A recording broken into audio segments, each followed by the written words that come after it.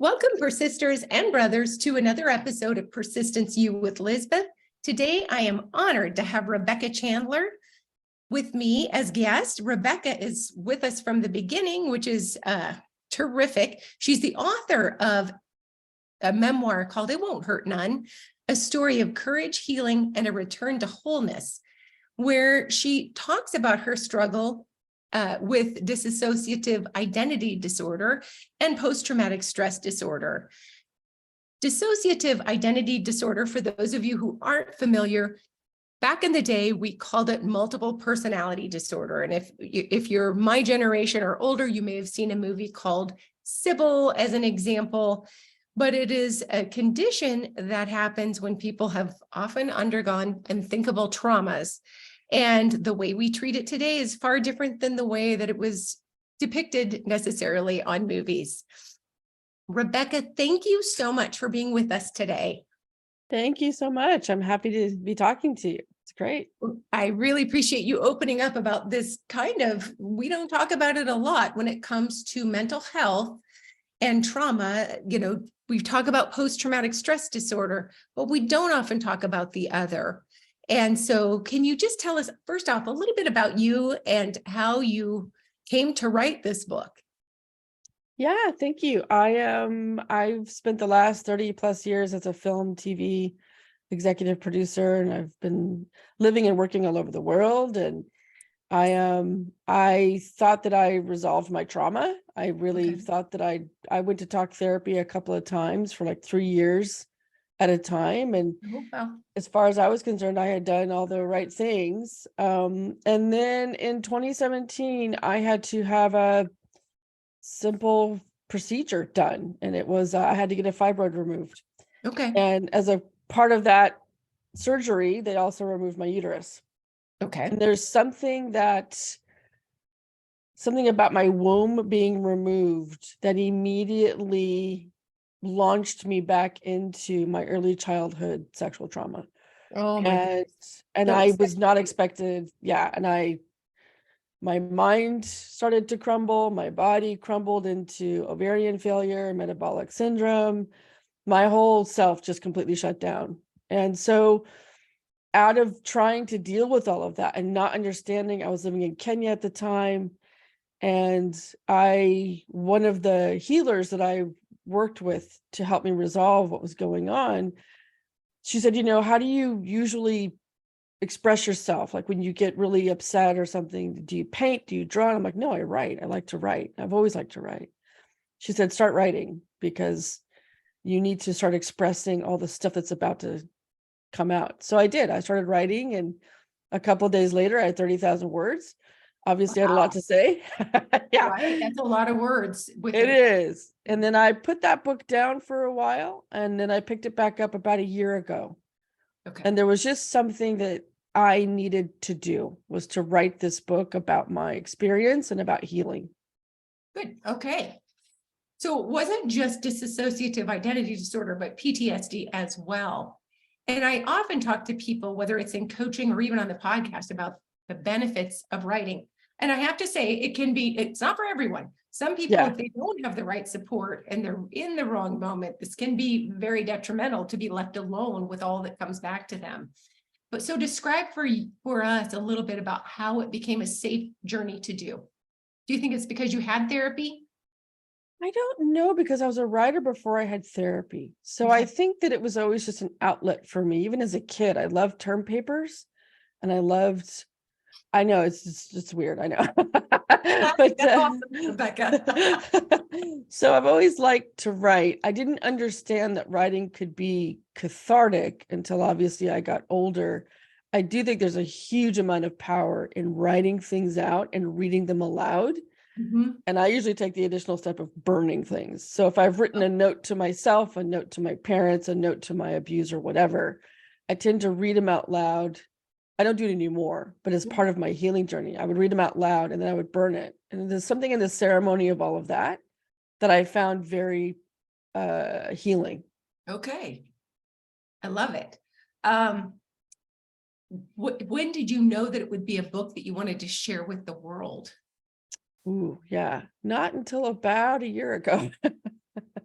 And Okay. I didn't know that I was going to, I didn't know who would read it, who would hear about it, because I mean, I'm very honest about the fact that the subject matter is complicated for people to read. And I'm surprised, sadly surprised at how many of my close girlfriends can't read my book Hmm. because they have their own traumatic story, and Okay. they'll be triggered by it. So it's been interesting to find out who can read it and who can't. I think what's been most amazing are the survivors that have read it and reached out, or the survivors on my social media who, when I talk about how I'm feeling or what's going on, they say things like, I don't feel so alone. And that's been the best part of the whole process, I think. I love it. Is you're able to connect with other people and help Yeah. open up and share their own stories. Yeah. That's wonderful. So did you have, when you're going through this a year ago, you made the decision like, hey, I'm going to finish this project and I'm going to publish it. Did you join a critique group or what did you do? Who worked with you on this to So help? I hired a development editor. And Good. so Okay. I would write 6 hours a day, 7 days a week. And we met every 2 weeks, and she would Okay. read it and we would talk about it. And then I would keep going. And then I got through the first draft with her. And then that relationship ended, the working relationship. And then I found someone else to help me finish the story. I also worked with a ghostwriter who is amazing, and Good. Okay. specializes in memoirs. And Good. she added a point of view that completely changed the back half of the book. So I Oh, I thought it love was that. wonderful. And I had beta readers. I had several beta readers. Okay. And I thought that was hugely beneficial. And then I had a proper manuscript assessment. So all of those things contributed towards the book that it is today. And I'm very grateful for all of them. Beautiful. You didn't cut corners. You could have easily said, I'm going to publish this book and boom, it's out on Kindle. But it seems like you took a lot of measures to make sure that it was beneficial, not just for your mental health, but also for the reader. Yeah, I wanted people to finish the book. Right. Right. So I think that there's lots of ways to self-publish a book. Certainly you can just bang it out and post it and KDP if no one else will take it. But it was really important to me that it was a solid piece of writing that people would hang on to. And Right. I know how I feel about self-published books. If it's full of typos and bad writing, I'm out. I won't finish. So I was quite careful about the process. Yeah. Good. Excellent. How has the healing journey been since that incident some years ago where you had the medical issue and that sparked all of the trauma? Like, what were there other things besides talk therapy that helped? Talk therapy and Yeah. writing. Yeah. And I think that every modality has its purpose. So Mhm. I think talk therapy is very event-based. You talk about what happened or you talk about people. I don't find it particularly permanent in terms of healing, but it gives you tools. I've also used EMDR, group Excellent. therapy, hypnotherapy, I meditate every day. But the most profound healing that I found was through somatic work by far. And I think Okay. that if anyone is curious about that, they should probably read The Body Keeps the Score first, Mhm. and then do some research about somatic work. If you have any kind of physical trauma, I think that's really important to start there. Okay. Excellent. I think that's a good conversation to have simply because there are so many roads to healing Yeah.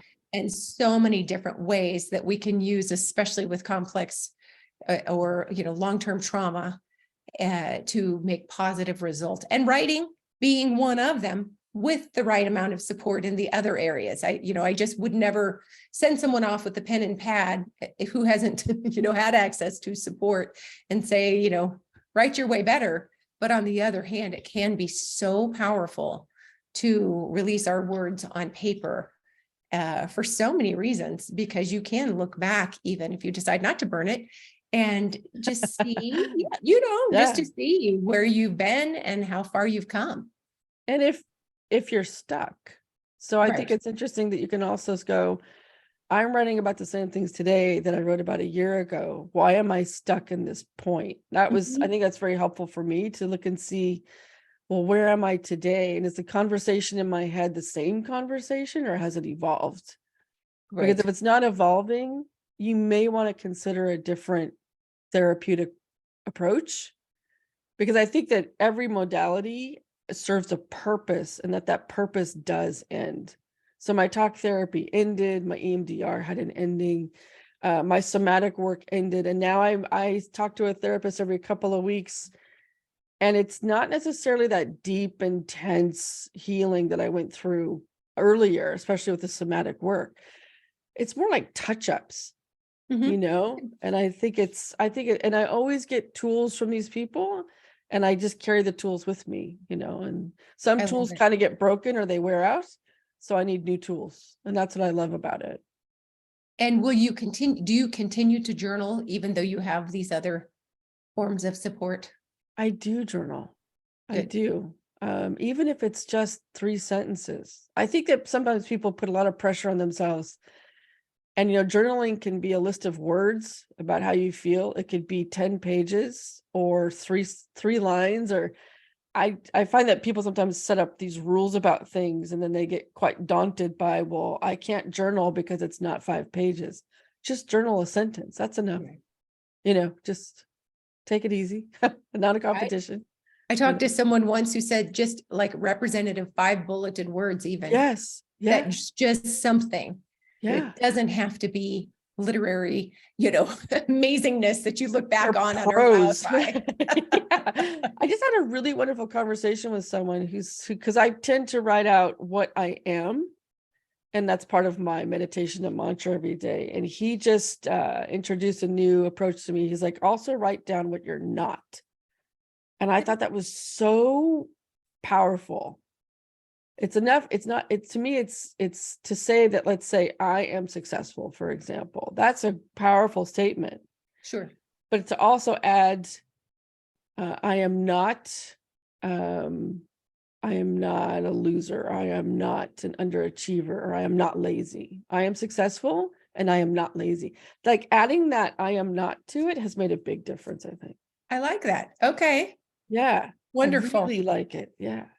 And can you describe just a little bit more of somatic work? Like give an example of what that would look like. Because I know the book you're talking about, The Body Keeps the Score by Bessel van der Kolk.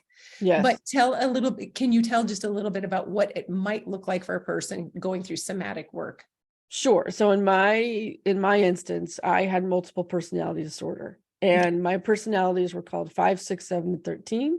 They represented ages of myself. Okay. And so 5 was when I first started to be assaulted, and 13 was when it ended. So through a somatic experience, which is a deep meditation that's guided, I met with these personalities. I got to know them. I got to reassure them, listen to them, tell them that they were loved, that they were safe. And I reiterated that over a couple of years. It took a long time for them to trust me enough that my mind no longer thought it was necessary to keep these identities and to keep their memories away from me, if that makes any sense. Okay. So that the somatic work is, for me, was a deep meditation, visualization with someone else in the room. And she'll say, well, where are you now? I'm in the meadow on the cover of my book. Okay. Who's there? 7's here today. She wants to talk about her anger. Okay, let's talk to her. And it was just give and take conversation with these entities, these alters. And finally they were reconciled and released. And I no longer have multiple personality disorder. But the thinking behind somatic work is that the trauma starts in the flesh. It's physical before it's mental. Okay. And that if you want to resolve your trauma, significantly resolve it, you need to first start in the flesh, and then you need to work on what the mind is doing with it, because the flesh can't lie. The flesh, if you break your arm in an accident, your body is, I have a broken arm. It can't be, it's not that bad. It's okay. You know, your mind will take the message from your body and will do things with it to protect you. So I was assaulted as a child. My body never forgot that, but my mind stored it away, tucked it away, lied about it, converted it into a narrative that it thought I could survive. Right. And somatic work brings your mind and your body back together so that there's one narrative, one truth, and that it's, working as one unit again. It's really powerful. I love that. Okay. I think so often women, and I think women and men, we are pressured to get over it when it comes to trauma, or feel like we get extra credit for showing up well and putting a great smile on an awful thing. And yet that doesn't do anything or mean anything. It's all still right there. And so it is important to dig and to do that kind of work. So that's a great description. Thank you for that. Yeah. And I think the whole idea about getting over it, because I certainly have heard that phrase from family members and from friends, you just have to get over it. And the thing about trauma is you do not get over it, you get through it. So you can try to get over it, which means you're probably going to leapfrog from one emotion over a bunch of other emotions into I'm getting over it, which means you're not in the present. You're either avoiding the past or you're, racing towards the future. But I think that phrase getting over it is the worst phrase possible, because it means you're not giving yourself a chance to feel it. And if you keep trying to push it away, it's energy, right? You keep trying to push it away, it will keep coming back. It won't stay away, So I think it's the getting over it. That's my least favorite phrase of all. Yeah. And it's just the one that I was raised on. And, Me too. A lot of us come from the bootstraps generation where it's you just put on your big girl pants and you move forward. And it's much more complicated than that. So it's neat to hear you say that you afforded yourself the chance to heal and were open to different modalities and finally wrote about it. When did you know, after your book was launched, that it really resonated with people? What was the first, was there one person or a letter in particular that you're like, wow, this meant something, we connected? It was a stranger, oddly enough. And I didn't know this person, and they bought and read the book. And my book has sold all of 130 copies, by the way. I'm a self-published author, so it's not been the sexiest journey ever. Yeah, it's hard. It's really hard. And this person reached out and said, I've been avoiding therapy my entire life. She had stories very similar to mine. She's like, but I read your book and now I'm ready to start. And she's in her 50s. I'm 53. She's in her 50s. And I thought that's the best message I could ever get. And I was not expecting that. I don't expect people to have that kind of reaction to me, because I'm just a normal person, right? But it was really meaningful to me that she heard my story. It resonated with her enough that she was gonna try to get help. And I just encouraged her to a resource to try to find help. I thought that was important. That's fantastic. That's really, really, really the best feedback ever. Yeah, it was. Yeah. Well, so are you back to doing your old job? I took a break and now it's about to ramp up again. I'll be going overseas shortly to be on set for a couple of weeks in Nigeria and Egypt. And so that's interesting. Yeah, that's interesting. We'll see how that goes. It's been a while because of COVID and other things. Sure. Very well. Congratulations. Thanks. It's exciting. That's wonderful. Where can people connect with you if they want to know more about your life, your writing, your books, all of that? Where do you want them to go They can go to my website, RebeccaEChandler.com. Don't forget the E in the middle. And from there, you can find the books. You can find all my social media channels, my blog.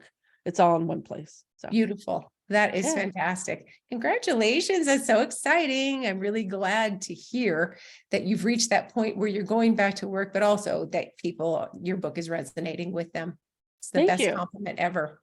I appreciate that so much for being here. Thank you. Thank you.